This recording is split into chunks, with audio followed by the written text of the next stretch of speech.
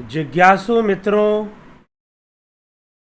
बहुत बहुत अभिनंदन है, स्वागत है आप सभी का दिव्य सृजन में। प्रत्येक दिवस की भांति फिर हम आज यहाँ पर यह लाइव चर्चा का कार्यक्रम लेकर उपस्थित हुए हैं और जो विषय है आपको पता है, शिव सूत्र पर चर्चाएं आगे बढ़ रही हैं। शिव सूत्र पर हम चर्चा कर रहे हैं। तो शिव सूत्र के 2 सूत्रों पर हमने चर्चा कर ली है, चैतन्य आत्मा और ज्ञानम बंध, अर्थात ज्ञान बंधन है, लेकिन ज्ञान तो बंधन है, लेकिन यह बंधन लगता किस प्रकार से है। ज्ञान का होना, इंद्रिय जनित ज्ञान का होना निश्चय ही बंधन है, लेकिन यह ज्ञान का बंधन किन किन रूपों में जीव को बांधता है, कैसे बांधता है, इसके लिए ही अगले सूत्र में आचार्य वसुगुप्त क्या लिखते हैं शिव सूत्रों में, योनिर्वर्गः कला शरीरम। योनि, वर्ग, कला और शरीर, यह 3 मल हैं। इस ज्ञान समूह से निवृत्त होने पर बंध भी निवृत्त हो जाता है। यह 3 मल हैं और यही 3 बंधन हैं, योनि, वर्ग, कला और शरीर। यह बंध 3 प्रकार का है। योनि अर्थात आणव रूप, जो कि निज रूप से हमें अलग कर देता है। योनि, सबसे पहला बंधन समझिए, योनि है, जो कि हमें आणव रूप में माना जाता है, वो जीव रूप में माना जाता है। वो आणव कहने का मतलब जीव, आणव मल भी कहते हैं उसको। यह आवरणात्मक है, मतलब इसमें आवरण है, और यह निज स्वरूप का निरोध कर देता है और हमें निज स्वरूप से, हमारा जो ओरिजिनल फॉर्म है, हम जो इन रियलिटी हैं, उससे हमें निज स्वरूप से, आत्म स्वरूप से हमें अलग कर देता है और हमें एक नया रूप, आणव रूप दे देता है, योनि रूप दे देता है हमें। ठीक है। दूसरा है कला। कला क्या है? कला वो कर्म संस्कार हैं जो हमें कर्मों में बांधते हैं। ठीक, वो कला है। और तीसरा बंधन है पुण्य और पापात्मक मल है, जिसे हम शरीर कहते हैं। मल अर्थात योनि और कला का जो मल रूप प्राप्त होता है वो शरीर है। स्थूल देह, हाड़, मांस, रक्त, मज्जा और स्नायु का से बना यह जो शरीर है, यह बनता है। तो ये 3 प्रकार से बंधन बनता है। सर्वप्रथम योनि रूप में बनता है, अर्थात आणव रूप में, जीव रूप में। अब कोई भी जीव है वो किसी न किसी योनि में रहेगा, वो किसी न किसी योनि में रहेगा। मनुष्य योनि में रहे, स्वान योनि में रहे, गौ योनि में रहे, राक्षस योनि में रहे, देव योनि में रहे, प्रेत योनि में रहे, सर्प योनि में रहे, ये सारी योनियां ही तो हैं। ये सारी योनियां ही तो हैं जो कि मन, बुद्धि, चित्त, अहंकार से ही महत ब्रह्म योनि, महत ब्रह्म योनि से सारी सृष्टि मानी गई है। भगवान कृष्ण भी उसकी चर्चा करते हैं। तो यहां पर जो गूढ़ शब्द है, जो बहुत अधिक समझने योग्य है, वो है योनि शब्द, क्योंकि यह योनि पारमेश्वरी रूपा है, जगदम्बा रूपा है। इसी को महत ब्रह्म योनि कहा जाता है और यही संसार की सृष्टि करती है। कहते हैं कि जो पारमेश्वरी शक्ति है, पारमेश्वरी शक्ति, वह 3 रूप में प्रकट होती है, वामा, रौद्री और ज्येष्ठा, 3 रूप में। इसमें भी इनके 2 भाग हैं, एक घोर और एक अघोर। एक घोर की सत्ता है, घोर की शक्ति है, और एक अघोरी शक्ति है। तो ये तीन प्रकार की है, वामा, रौद्री और ज्येष्ठा। तो वामा शक्ति जो है वो संसार और संस्कृति का वमन करती है। कहने का तात्पर्य कि संसार का वमन करती है। वमन करना मतलब कि वो जैसे कि वो मल त्याग रही हो, उल्टी कर रही हो, वमन करना आप समझते हैं, वॉमिट कर देना। तो उसने संसार को इस प्रकार से जैसे वमन कर रही है, उसकी सृष्टि कर रही है, अर्थात प्राणियों को अधिक अधिक अज्ञान की ओर धकेलती है, माया की ओर धकेलती है। ये वामा शक्ति है, भोग में लिप्त करती है। यह वामा शक्ति है। तो पारमेश्वरी की तीन शक्तियां, वास्तव में आप इसको ऐसे भी समझ सकते हैं, वास्तव जो यहां पारमेश्वरी की तीन शक्तियां बताई गई हैं, वामा, रौद्री और ज्येष्ठा, इसको आप तमोगुण, रजोगुण और सतोगुण भी कह सकते हैं। जी हां, वामा तमोगुण होगी जो आपको इनर्शिएटिव बनाती है। वामा, रौद्री और ज्येष्ठा ये पारमेश्वरी शक्ति की, दैवीय शक्ति की, प्रकृति शक्ति की या जगन माता की, जिसे जगदम्बा कहते हैं, उसके तीन रूप है, वामा, रौद्री और ज्येष्ठा। तो वामा का काम है तमोगुण में लगाना, भोग में लगाना, शरीर में लगाना। ये वामा का काम है, अज्ञान की ओर धकेलती है वो, उन्हें संस्कृति के चक्र के गहरे से गहरे गर्त में डुबाती है। यह वामा शक्ति है। यह क्या है? यह घोर शक्ति है। यह वामा शक्ति भी घोर शक्ति है। रौद्री और दूसरी है रौद्री। रौद्री जो है धार्मिक काम्य कर्मों में प्रेरित करती है। काम्य कर्म, यहां ध्यान रखिएगा, काम्य कर्म, कर्मकांड सिद्धांत यहां पर लागू होता है। कर्मकांड सिद्धांत में 5 प्रकार के कर्म बताए जाते हैं, नित्य, निमित्त, काम्य, निषिद्ध और प्रायश्चित। काम्य जो कामनाओं के वशीभूत जो अनुष्ठान आदि किए जाते हैं, धार्मिक अनुष्ठान, उनके लिए कहा गया है। तो रौद्रिक हमें, जो रौद्री शक्ति है वो हमें कर्म में लगाती है। ये कर्म करो, ऐसे कर्म करो, वैसे कर्म करो। ये भी घोर शक्ति है, ये भी घोर है। वामा भी घोर है, महाघोर है, और ये घोर है। घोर बोल रहा हूं, ध्यान रखिएगा। तो रौद्री काम्य कर्मों में प्रेरित करती है और उनके जीवन को सुखमय बनाती है। रौद्री शक्ति कर्म शक्ति है। रजोगुण है।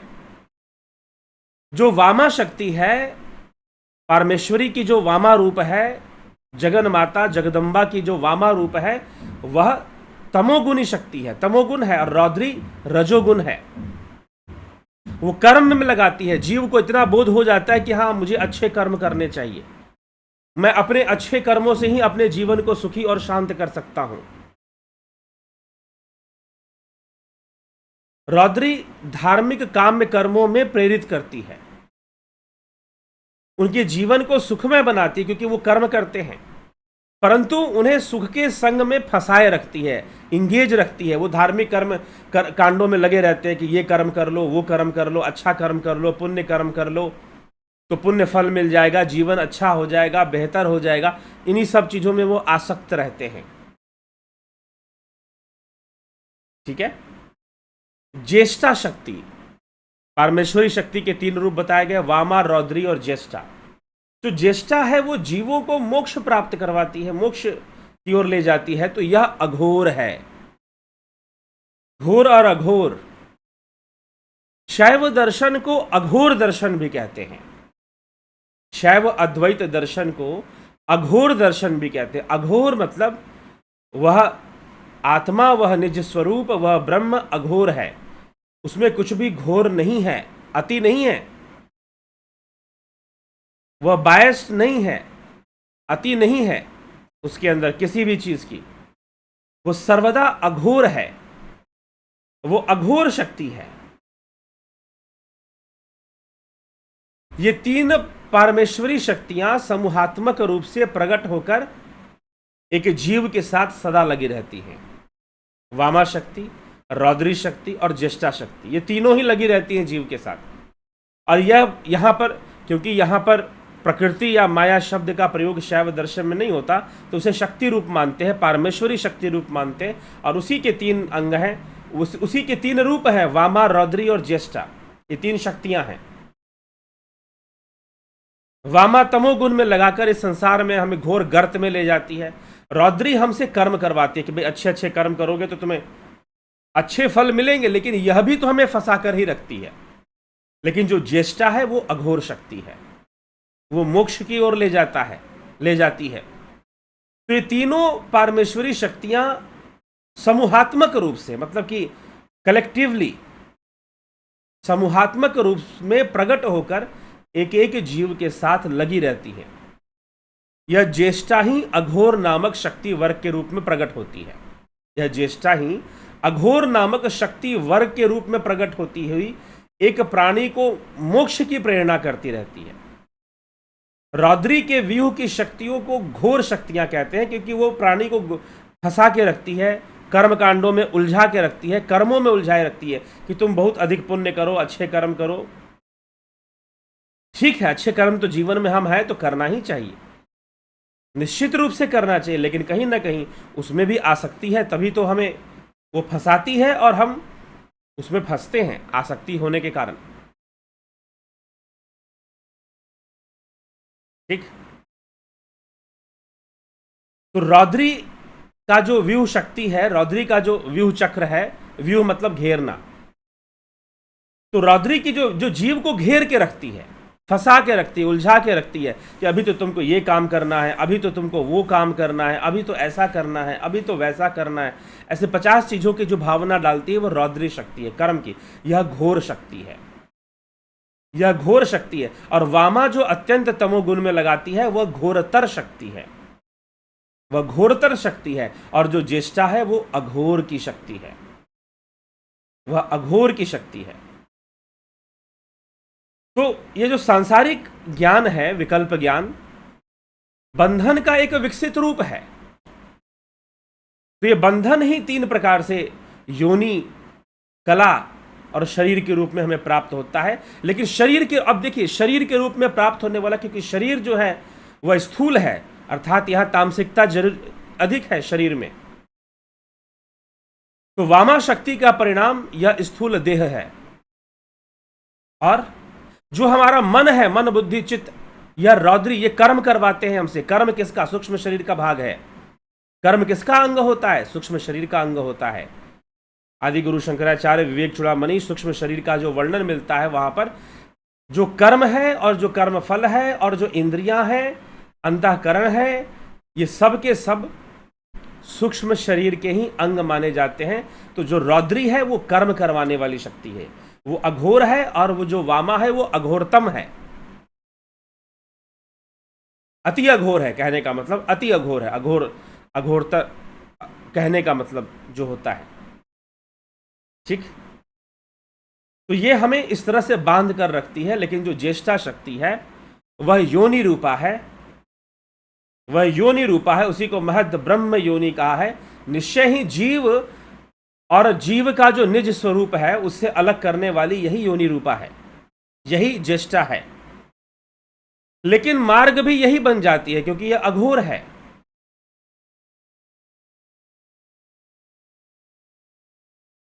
ठीक। तो जो घोर है उसमें क्या होता है कि निज स्वरूप का ज्ञान नहीं होता। तो मैं अमुक नाम वाला व्यक्ति हूं, मैं अमुक कार्य करता हूं, मैं डॉक्टर हूं, वकील हूं, इंजीनियर हूं, अमुक अमुक क्रियाओं को करता हूं।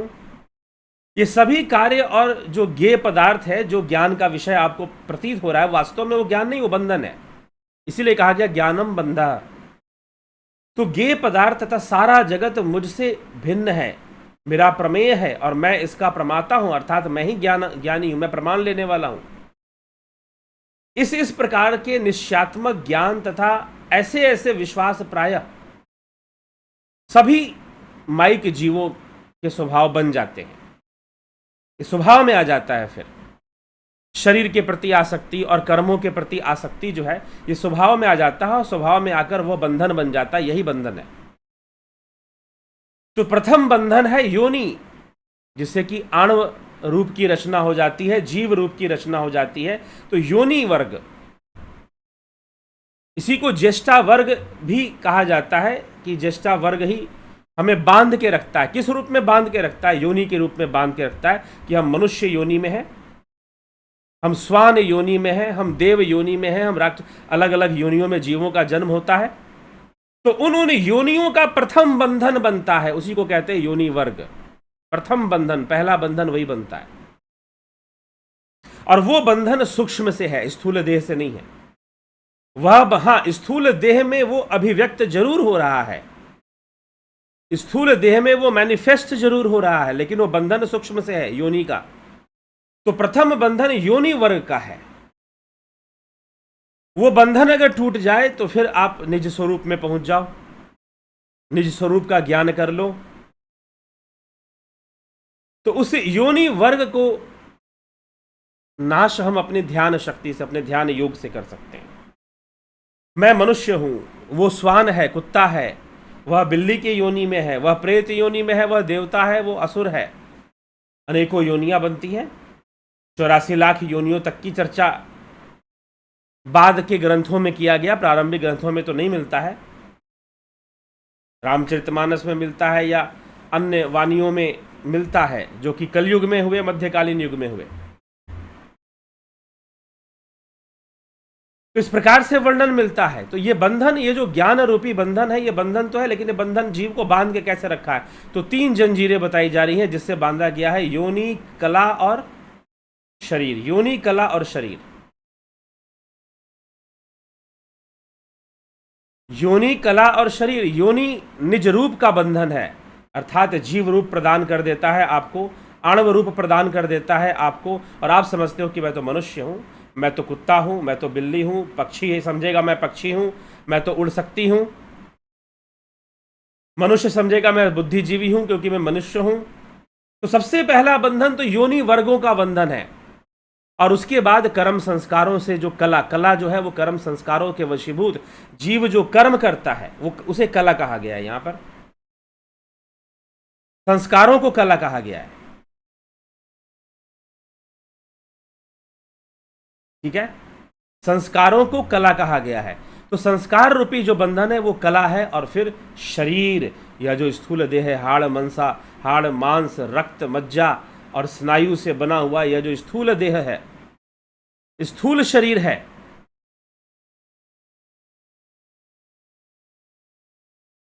यह स्थूल देह, यह स्थूल शरीर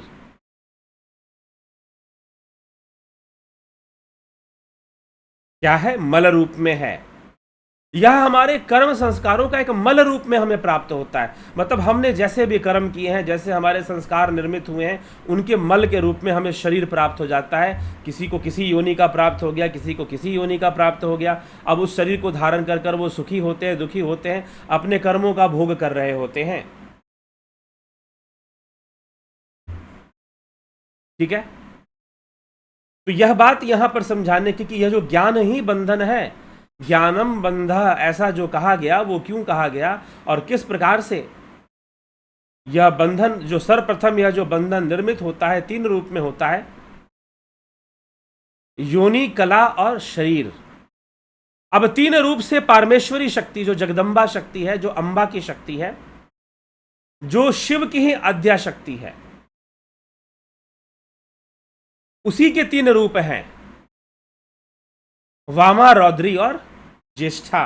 तो ज्येष्ठा यहां पर योनि मुखा है और मुक्ति का भी साधन बनती है। अघोर, अघोर की ओर ले जाती है, जहां कोई घोर नहीं है, जहां कुछ अति नहीं है, जहां कुछ भी एक्स्ट्रा नहीं। अघोर होने का मतलब यही है, अघोरी होने का भी मतलब यही है।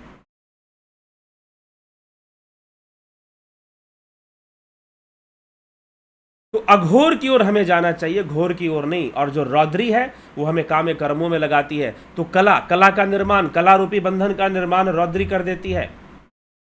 शरीर रूपी बंधन का निर्माण वामा कर देती है। वमन कर करना, मल, मल से बोला गया कि कला का मल, जो कर्म संस्कार है, उसी का मल रूप में ये शरीर प्राप्त हो जाता है। तो किसी को कैसा शरीर प्राप्त हुआ, किसी को कैसा थोड़ा पुण्य कर्म हुए तो अच्छा शरीर प्राप्त हो गया, मनुष्य देह मिल गया, और मनुष्य देह में भी अच्छा स्वास्थ्य मिल गया। थोड़े पाप कर्म हुए तो पता नहीं और क्या क्या मिल जाएगा, कमजोर शरीर भी मिल जाएगा फिर।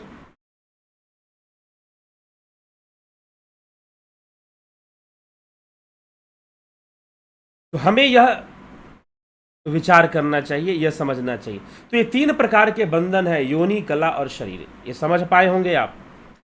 और ये इसके पीछे 3 प्रकार की शक्तियां काम करती हैं, वामा, रौद्री और ज्येष्ठा, जो कि जगदम्बा की, जो कि अंबा की 3 रूप हैं, वामा, रौद्री और ज्येष्ठा। वो राक्षसों का वध करने वाली देवी, कर्म रूपा होकर हमें कर्म बंधन से मुक्त करती है। ठीक है। तो इसीलिए कर्म बंधन में हमें बंधाए रखना, ये कला, इसे हम कला कहते हैं। और फिर शरीर, तो योनि, वर्गः, कला, शरीरम, इस प्रकार से यह सूत्र कहा गया है। तो ये तीनों ही बंधन है, योनि भी बंधन है। पहला बंधन योनि है, क्योंकि वह निज स्वरूप का निरोध कर देती है। जो व्यक्ति है अपने निज स्वरूप आत्मा को ना देकर अपनी योनि को देखता है कि मैं तो कुत्ता हूं, मैं तो मनुष्य हूं, मैं तो चिड़िया हूं, मैं तो ये हूं, मैं तो वो हूं।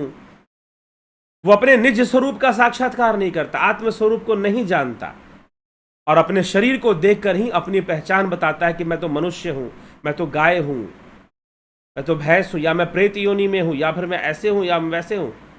अपने ही गुणगान कर देगा वो। तो ऐसा मैं नहीं होना चाहिए। इसीलिए यहां पर यह जो श्लोक है, जो प्रसंग है, इसे हम समझ पाएंगे। तो प्रथम बंधन योनि का बंधन, फिर का दूसरा बंधन कर्म संस्कार का बंधन, और आखिरी बंधन इस स्थूल देह का बंधन। ये स्थूल शरीर का जो बंधन है, हाड़ मांस का जो शरीर बना हुआ है, इसका बंधन, क्योंकि ये शरीर मिलने से हमें कई कर्मों के प्रति विवश कर देता है, कई प्रकार के नए संस्कार बना देता है। ठीक है। तो अनेकों नए संस्कारों का निर्माण हो जाता है और हम उसमें फंस जाते हैं, और बार बार मल के रूप में हमें यह शरीर मिलता रहता है, कर्म संस्कार भी मिलते रहते हैं, हम उसी में उलझे रहते हैं। ठीक है। तो ये सब तथ्य विचार कर लेने से हमें समझ में आ जाता है कि योनि कैसे बंधन है, कला कैसे बंधन है, और शरीर तो बंधन है ही। ये तो जगत जाहिर है, सब लोग जानते हैं कि भाई हाँ, शरीर बंधन है। तो इस प्रकार से हमारे शास्त्र हमें समझाते हैं कि बंधन क्या है, ज्ञान ही बंधन है। क्योंकि यहां पर योनि का ज्ञान हो जाता है कि मैं तो ये इस योनि में हूं, मैं तो ये हूं। कोई श्वान है तो समझेगा मैं तो श्वान हूं भाई, कोई गाय है तो समझेगी कि मैं गाय हूं भाई। हम मनुष्य है तो हम अपने आप को मनुष्य समझते हैं, पर हम आत्मा हैं। आत्मा ना मनुष्य है, ना पशु है, ना नर है, ना नारी है। इन सब भेद से आत्मा परे है।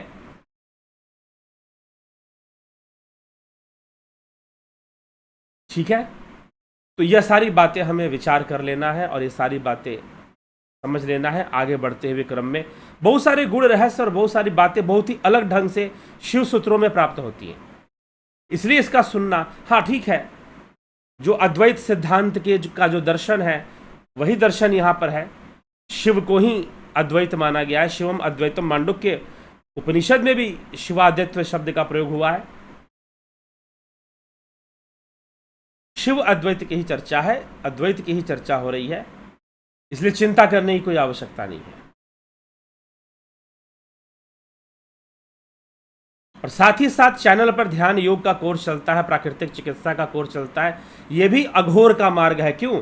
घोर को कम कीजिए। प्राकृतिक चिकित्सा से हम अपने भोजन खाने पीने में जो भी घोरपना आ गया है, जो घोर वृत्ति आ गई है, उसको कम कीजिए, अघोर वृत्ति की ओर जाइए। ब्रह्म साक्षात्कार की ओर जाइए, ब्रह्म ज्ञान की ओर जाइए, शिव तत्व की ओर जाइए। ठीक। तो इस विषय को समझाने के लिए इस विषय को इस प्रकार से लिया गया है। योनि वर्गः, योनि वर्ग, कला, शरीरम। कला और शरीर,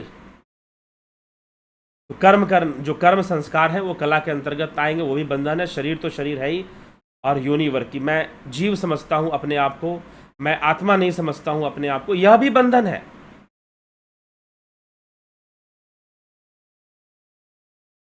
ठीक है। तो हमें यह विचार करना है, और इन सभी विषयों पर विचार कर समझ कर अघोर का मार्ग अपना, अघोरी बनना। अघोरी बनने का मतलब क्या? कोई भी कपड़े उपड़े पहन लो जैसे तैसे और जंगल के अंदर या शमशान घाटों में घूमते रहो, जैसा कि देखने को मिलता है घोरियों लोग के बारे में। तो वो अघोरी नहीं, वो तो घोरी हो गए फिर, क्योंकि उन्होंने अति कर दिया। और अघोरी कभी अति नहीं करता, सामान्य जीवन जीता है, सामान्य रूप से ही लोगों को बड़े बड़े साधना के उपदेश भी देता है।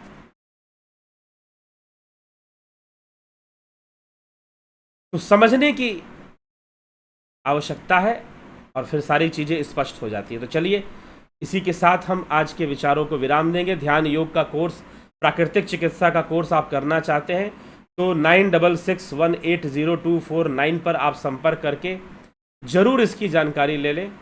साथ में एक और सूचना है आपके लिए कि जो कोर्सेज शुरू होती हैं 14 मई से शुरू होंगी। हर महीने 14 तारीख से हम शुरू कर रहे हैं, लेकिन इनका टाइम टेबल चेंज भी होगा। संभवतः इस महीने हम 2-3 दिन बाद इस कोर्स को स्टार्ट करेंगे। क्या है उसके बारे में आपको पूरी जानकारी वीडियो के माध्यम से मिलेगी। आप जुड़े रहें, बने रहें। और कोर्स ज्वाइन करना चाहते हैं 14 मई से जो शुरू हो रहा है, उसके लिए संपर्क कर सकते हैं 9661802459। इस तरह के मंत्र में आप, ये जो नंबर है इस पे आप संपर्क करके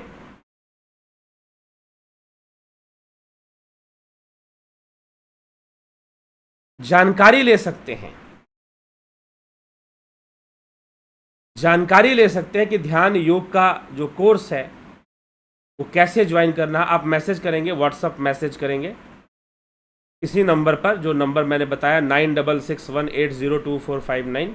इस पर आप व्हाट्सअप मैसेज कर जानकारी लेंगे कि ध्यान योग का कोर्स कैसे करना है, प्राकृतिक चिकित्सा का कोर्स कैसे करना है। फिर आपको सारा डिटेल उस पर दे दिया जाएगा, आपको फिर वैसे ही फॉलो करना है और आपका कोर्स लगभग 1 मास का कोर्स, 1 महीने का कोर्स पूरा हो जाएगा और आप एक अच्छा ध्यान योग साधना, उस भावातीत साधना, शून्य तक पहुंचने की जो विधि है, जो स्टेप बाय स्टेप आप उसको जान जाएंगे, उसका दिव्य अनुभव भी करेंगे। ठीक है, तो चलिए इसी के साथ विराम देते हैं आज के इस कार्यक्रम को। कल फिर मिलते हैं लाइव चर्चा में, शिव सूत्र के अगले सूत्र में। शिव सूत्र के अगले सूत्र में चर्चा लेकर हम पहुंचते हैं और उस पर चर्चा करेंगे। बहुत बहुत आभार आप सभी का।